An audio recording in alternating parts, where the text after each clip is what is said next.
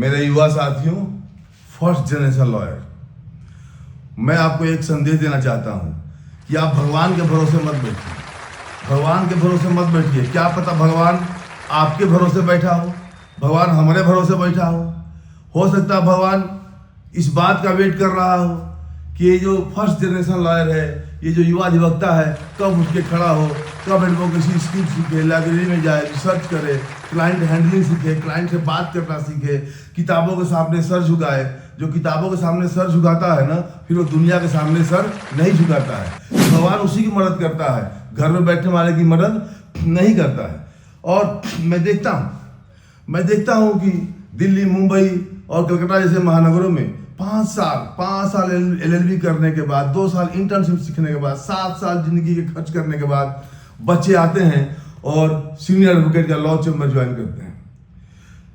बहुत से इंटर्नशिप करने के लिए 7 साल के बाद भी अनपेड काम करते हैं, कुछ लोग पेड काम करते हैं। और वो बच्चे जिसको 20,000 25,000 नौकरी मिलती है ना, वो खुश जाते हैं। आप जरा सोचिए, इसी बात को तो लेकर आया है ये law learning bench.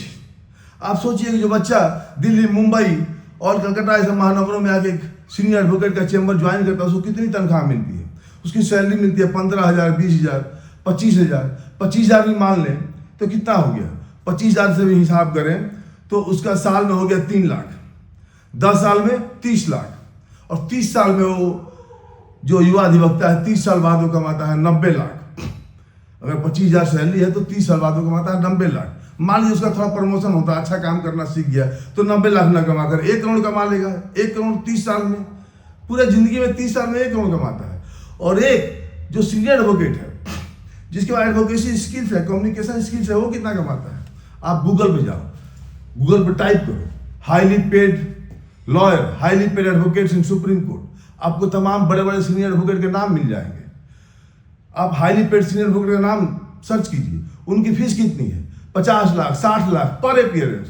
30 minute, 35 minute, आधे घंटे का बहस करने को 50 लाख लेते हैं। हम कम करके आते हैं, मान लीजिए 30 लाख ही आके।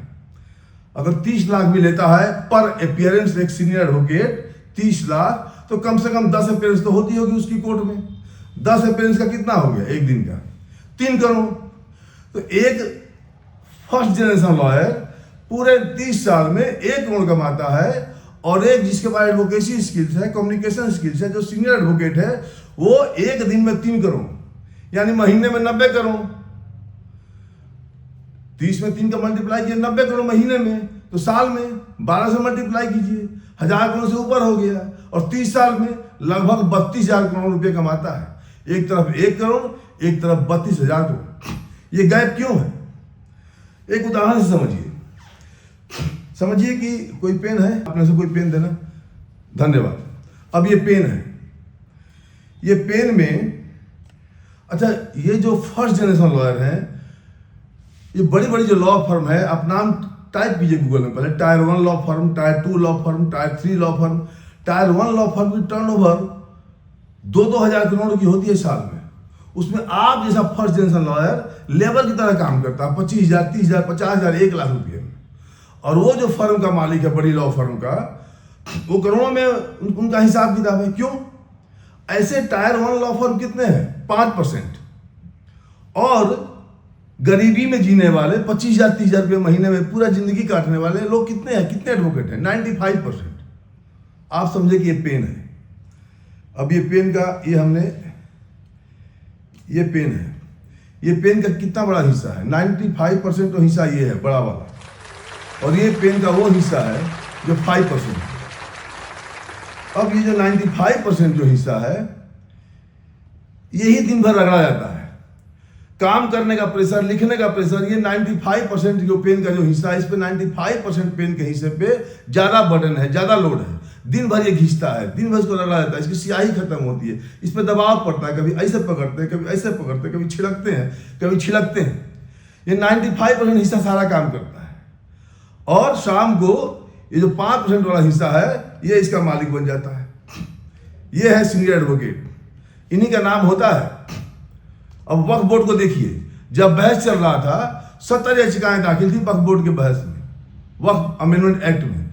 70 याचिकाएं और एक याचिका के पीछे अगर 3 एडवोकेट भी हैं तो लगभग 200 से ऊपर एडवोकेट हो गए। नाम कितने एडवोकेट का आता है अखबारों में? एक एडवोकेट का कि कपिल सिब्बल ने सुप्रीम कोर्ट में ये कहा, अभिषेक मनु सिंघवी ने ये कहा, तुषार मेहता ने सरकार का पक्ष रखा। बाकी किसी एडवोकेट का नाम आप जानते हैं?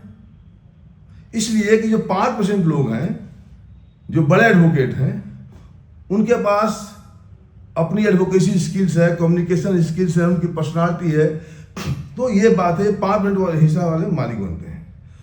और बाद में महफिल में जब पेन पे लगाइए तो 95% वाला हिस्सा जो है ये 25,000 लेने वाले छिप जाते हैं, ये 5% वाले दिखाई देते हैं। अब आप तय कीजिए साथियों कि आपको 5% में जाना है या 95% में जाना है। अगर आपको भी टॉप के एडवोकेट बनना है, टॉप का आर्गुइंग काउंसिल बनना है, 5% लोगों में अपना नाम दर्ज कराना है, तो आपको ये लॉ लर्निंग बेंच याद रखिए। ये लॉ लर्निंग बेंच आपको ज्वाइन करना होगा। इसलिए ज्वाइन करना होगा कि आप ये जो फर्स्ट जनरेशन लॉयर है, जो युवा अधिवक्ता, बहुत मेहनती हैं, बट इनको सिखाने वाला कोई नहीं है। एकलव्य बहुत कमाल का धनुर्धर था, बहुत ताकत थी, अर्जुन से ज्यादा, लेकिन उसके पास कोई गुरु नहीं था।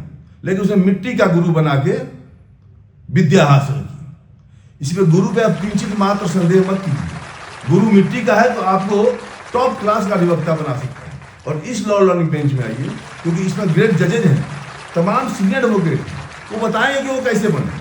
वो जो 5% का जो डिफरेंस है, 5.95% का, वो आपको तय करने में मदद करेंगे। अब देखिए, कर्ण, महाभारत का सीन याद कीजिए।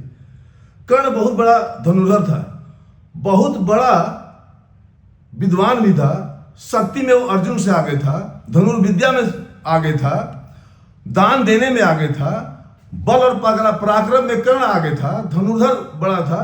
फिर भी महाभारत की लड़ाई में कर्ण हारता है और अर्जुन जीतता है, क्योंकि अर्जुन के पास एक भगवान थे, एक ऐसे सलाहकार थे जो बताते थे कब तीर छोड़ना है और कब तीर नहीं छोड़ना है।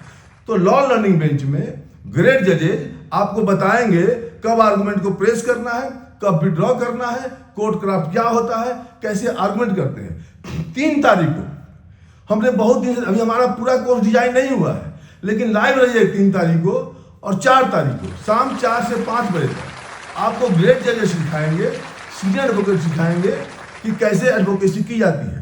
3-4 तारीख को शाम को 4-5 बजे एक आपको हल्की सी झलक दी जाएगी और फिर रेगुलर क्लास इस महीने के अंत में शुरुआत होगी। जुड़े रहिए, आप लाइक कीजिए, सब्सक्राइब कीजिए और शेयर कीजिए लॉ लर्निंग बेंच को। और इसमें एक फीडबैक फॉर्म है, उस फीडबैक फॉर्म को आप भेजिए, भरिए और भेजिए। एक बात और, कोयल एक पक्षी है जो आजाद होकर घूमता है, क्योंकि वो अपनी भाषा में कोयल बोलती है, वो मीठी लगती है। तोता दूसरे की भाषा बोलता है, इसलिए वो पिंजरे में कैद होता है। जब लॉ लर्निंग बेंच में आएंगे तो अपनी भाषा में अपने अनुसार बहस करेंगे। जब किसी चैम्बर और लॉ फर्म के चक्कर में पड़ जाएंगे तो आप कैद हो जाएंगे, क्योंकि आप सिर्फ एडजॉर्नमेंट लेंगे और पास ओवर लगेंगे। पास ओवर एडजॉर्नमेंट, इनसे बचना है। आपको एक टॉप का आर्गुइंग काउंसिल बनना है तो लॉ लर्निंग बेंच ज्वाइन कीजिए। धन्यवाद। जय हिंद, जय भारत।